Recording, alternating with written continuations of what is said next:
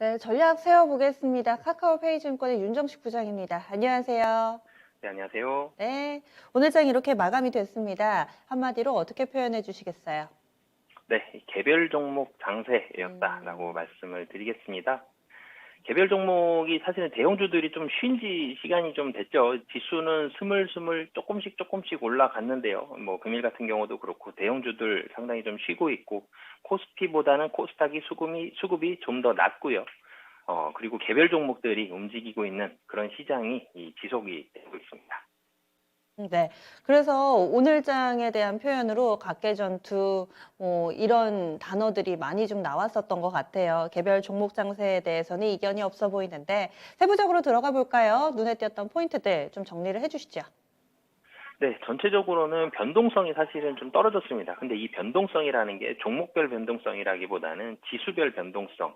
오늘 같은 경우 사실 거래소 15포인트가 빠지긴 했지만, 예전에 2000포인트대의 15포인트를 생각하면 안 되죠. 지금 3200, 3300에 다가갔기 때문에, 비율로는 0.46% 하락입니다. 그렇기 때문에 전체적으로는 이 변동성이 최근 들어 상당히 좀 줄어들고 있는 그런 시장이고요. 지금 3,200대에서 위아래로 지금 움직이고 있는 시장, 뭐 조금씩은 올라가고는 있지만, 변동성이 1% 이내에서 움직이고 있는 시장이 상당히 오랫동안 지속이 되고 있습니다. 여기에다가 거래대금도 사실 많이 줄어들었죠. 이 거래대금이 계속적으로 좀 줄고 있는 추세고요. 이 코스피보다 지수가 좀 더 좋은 코스닥 같은 경우도 거래대금은 사실상 많이 들어 있는 그런 상황입니다. 연초 대비해서는 한 50% 이상 좀 줄어들어 있는 그런 모습들이 나오고 있기 때문에 시장을 조금은 관망하면서, 그러니까 지수는 묶어두면서 그렇다고 그 안에서 이 매매를 쉬기는 힘든 상황에서 이 전체적으로는 개별 종목이라든지 중소형주들 위주로 수익률은 관리를 하고 있는 그런 모습이다라고 보시면 되겠습니다. 네. 그래서 몇 개의 종목군들 이렇게 좀 체크를 해 주셨는데요. 요즘 들어서 시장이 다소 좀 잠잠하게 흘러가고 있습니다. 영향을 줄 만한 이번 주에 일정들 어떤 것 보고 계세요?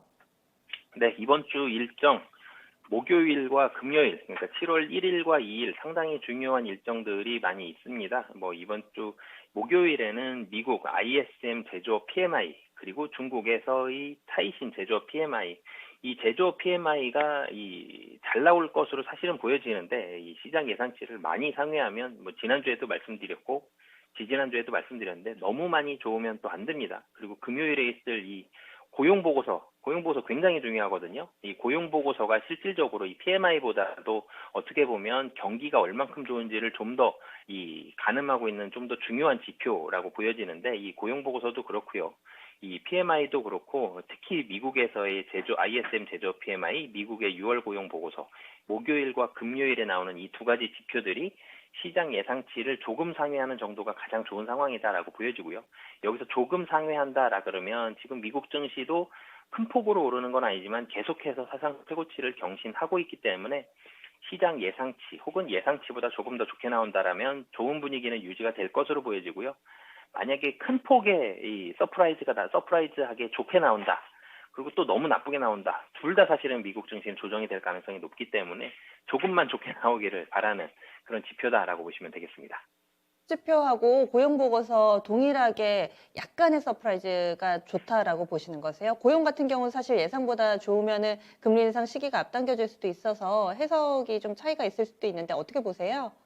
네, 지금 금리 인상 시기가 앞당겨질 수 있다는 이 분위기를 6월 달에 느꼈죠. 그러면서 증시가 살짝 출렁였다가 다시 좋아지는 이유가 이 증시가 많이 움직일까봐 이런 부분들을 진정시킬 수 있는 발언들이 계속해서 나왔기 때문에 그런 부분들이 잠잠해졌는데, 뭐 더 세게 금리가 더 빨리 더 많이 인상될 수 있다는 얘기가 만약에 나온다라면 다시 한번 또 출렁일 수 있기 때문에 조금만 좋게 나오는 게 사실상 뭐 가장 좋은 상황이다라고 보시면 되겠습니다. 네. 내일이 6월의 마지막 거래일입니다. 그리고 주 초반에 월요일, 화요일 시장의 방향성이 없이 계속해서 오늘장 한마디처럼 개별 종목 장세가 이어지고 있는데 시장을 볼 때 어떤 점을 좀 중점적으로 봐야 될까요? 체크 포인트 알려주세요. 네, 좀 전에 말씀드렸던 이벤트들, 이 목요일과 금요일에 이 이벤트들, 이 지표 발표라든지 고용 보고서 좀 잘 보셨으면 좋겠고요. 국내 시장을 움직이는 가장 큰 요인이 지금은 외국인입니다. 개인들이 오늘 같은 경우도 1조 원 넘게 매수를 했지만 외국인이 5천억 넘게 매도하고요. 기관이 6천억 넘게 매도하면서 거래소는 빠졌고요. 이 코스닥 같은 경우는 외국인이 매수하면서 상승하는 모습들을 보여줬거든요.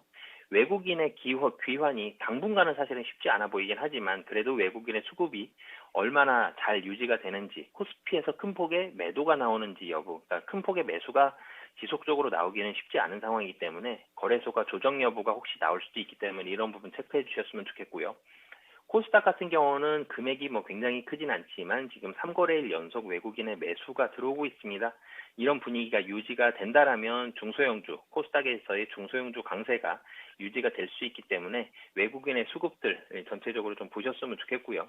이 거래대금이 많이 줄어들었습니다. 증시가 좋아질 때는 거래대금의 증가와 함께 수급이 좋아지는 모습들이 나타나야 되는데 거래대금이 사실 많이 줄었기 때문에 증시가 큰 폭으로 좋아지기는 현재로서는 좀 쉽지 않은 상황이거든요. 그렇기 때문에 이 거래대금이 늘어나는지 또 아니면 더 줄어드는지 이런 부분들, 그리고 중소형주의 강세 여부, 사실 중소형주가 지금 오르지 못한다면 코스닥도 상승하긴 쉽지 않거든요. 외국인 수급과 함께 이 중소형주 강세 여부도 같이 체크해 보시면 좋을 것 같습니다. 거래소에서 외국인의 귀환이 쉽지 않다라고 보셨는데 그 이유는 어디 있나요? 우선은 외국인들이 필요한 차익 실현 매물들은 어느 정도 내비쳤고요. 그런데 외국인이 거래소를 사기에는 시가총액 상위 종목들 위주로 매수가 들어와야 되는데 삼성전자, 하이닉스 이 큰 폭으로 지금 매수할 특별한 매력이 지금 좀 떨어지는 상황이거든요. 그리고 국내 증시 지금 밸류에이션은 꽤 많이 올라와 있습니다. 거의 사상 최고치의 밸류에이션까지 올라와 있기 때문에 외국인이 국내 증시를 사기에는 삼성전자 실적이 서프라이즈하게 좋아지거나 아니면 미국이라든지 유럽에서 돈을 더 많이 풀어줘야 되는데 아직 그런 상황들이 아니라 돈은 사실은 테이퍼링이 좀 더 당겨지면 당겨졌지 늦춰질 가능성은 적거든요. 그렇기 때문에 외국인이 국내 증시를 딱히 살만한 요인이 지금은 좀 부족한 상황이다라고 보여집니다. 아, 그렇게 보시는군요. 그래서 외국인들, 삼성이 어닝 서프라이즈를 기록하거나 혹은 또 다른 그런 어, 매력도가 올라갈 만한 이벤트가 있기 전까지는 다소 외국인들 수급은 크게 기대하기는 어렵다 이런 시각으로 보시는 건데 그렇다면 지수에 대한 큰 기대를 좀 내려놓고 종목별 플레이인데요. 종목을 어떻게 골라봐야 되느냐. 어떤 분들은 좀 많이 빠진 종목 사자. 어차피 순환매 도니까 라고 이야기를 하고 또 한편에서는 첫째도 실적, 둘째도 실적이다 얘기를 하는데 어떤 기준으로 종목을 골라봐야 될까요? 네, 우선은 굉장히 짧게 매매하시는 분들은 상관이 없으시겠지만, 좀 단기 매매, 한 달짜리, 한 달 이내에 매매를 하시는 분들은 조금은 지양을 하시는 게 좋을 것 같은 시장입니다. 이 전체적으로는 시장이 굉장히 보수적인 움직임들로 나타나고 있기 때문에, 호흡을 좀 길게 보신다라면, 좀 전에 말씀 주셨던 대로, 이 실적이 좋은 종목들 당연히 주가가 좋을 거고요. 그리고 이 많이 빠진 종목들, 지금 대형 섹터들이 사실 순환매가 돌았죠. 그러면서 위에 상단까지 많이 올라갔었던 종목, 작년부터 해서 금년 초까지 많이 올라갔던 섹터들 상당히 많습니다. 그 위에서 지금 10%씩, 많은 건 15%씩 조정을 받았는데요. 이 조정을 받았던 이유가 실적이 나빠서 조정을 받은 게 아니라 많이 올랐고 팔고 싶은 상황이기 때문에, 환경이기 때문에 팔았던 거거든요. 그래서 그런 종목도 사시는 것도 좋을 것 같고요. 그리고 성장주 중에서 좀 개별 종목들, 실적 좋은 개별 종목들, 성장주 중에서 고르시는 부분들도 좋을 것 같은데, 사실 좋은 종목은 지금 많습니다. 국내 증시가 시원하게 가지는 못하지만 그렇다고 큰 폭의 조정이 나오거나 많이 하락하는 종목들이 많이 나오고 있는 그런 상황들도 아닌 이유는 실적이 좋기 때문이거든요. 그래서 이 단기간 매매보다는 조금 길게 매매하시는 게 좋을 것 같습니다.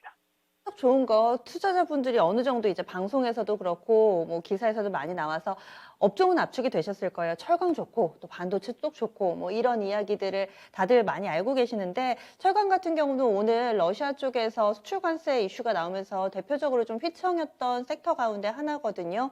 악재와 이런 돌발 악재와 그리고 또 실적의 호재 어떤 쪽에 좀 더 무게 중심을 두고 대응 전략 세워야 될까요?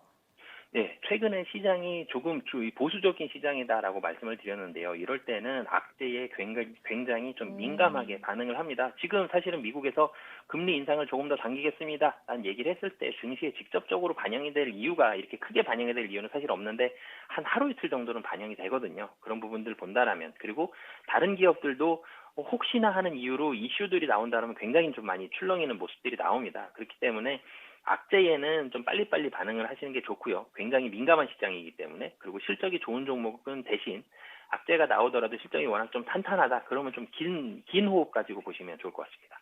알겠습니다. 자세한 말씀 고맙습니다. 네, 감사합니다. 네, 윤정식 부장, 시장 전체적으로 지수는 단기간 내는 좀 강하게 올라가기 힘들 것이다. 그래서 결국에는 종목에 집중하는 전략이고요. 여기에서는 실적이 좋은 종목군들 위주로 단기 매매하시는 분들은 조금은 지양을 해주셔야 되고, 그리고 또 중장기적으로 흐름을 보고 또 호흡을 길게 가져가신 분들은 실적이 좋은 종목군들 지금 빠질 때 사두신다면은 또 나중에는 수익으로 연결될 것이다. 이렇게 바라보고 있습니다.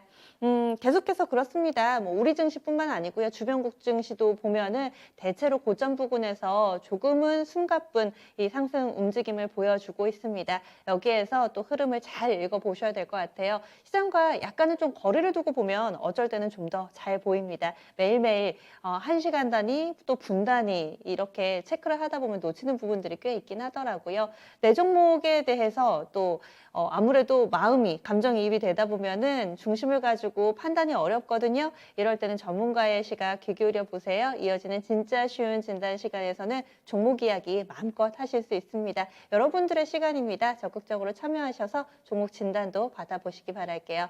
지금까지 다양한 투자 판단에 대한 도움 말씀드렸습니다. 종목의 상승 하락을 보장하지는 않습니다. 내일 이 시간 다시 찾아뵙겠습니다. 함께해 주신 여러분 고맙습니다.